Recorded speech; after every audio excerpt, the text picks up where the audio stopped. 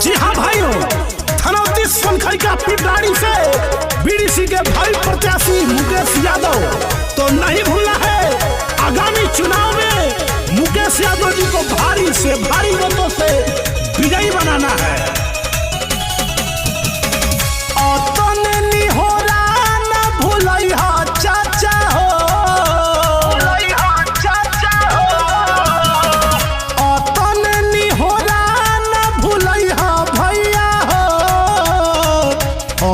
BDC के चुनाव में मुकेश के जितैया चाचा हो।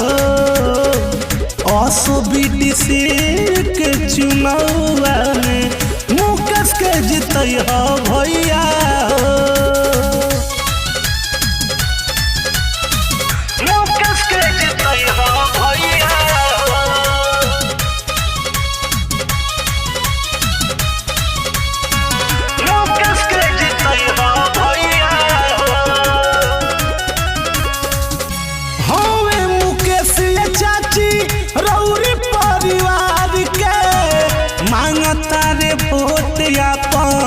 गमछा पसार के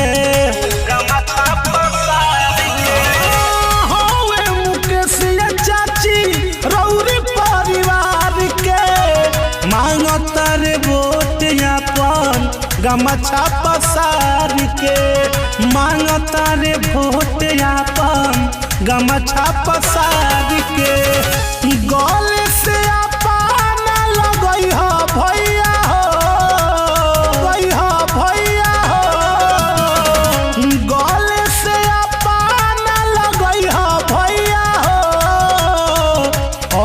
बीडीसी के चुनाव में मुकेश के जितैया चाचा हो। बीडीसी के चुनाव में मुकेश के जितैया भैया हो। मुकेश के जितैया भैया मुकेश के जितैया भैया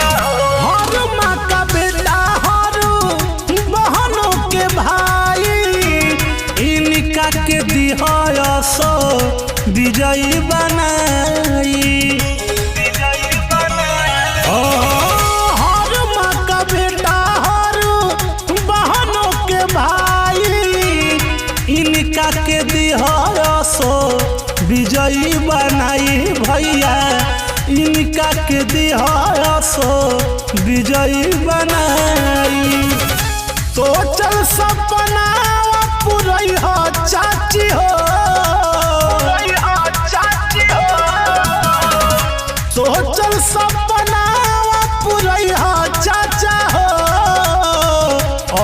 बीडीसी के चुनाव में मुकेश के जितैया चाचा हो। बीडीसी के चुनाव में मुकेश के जितैया भैया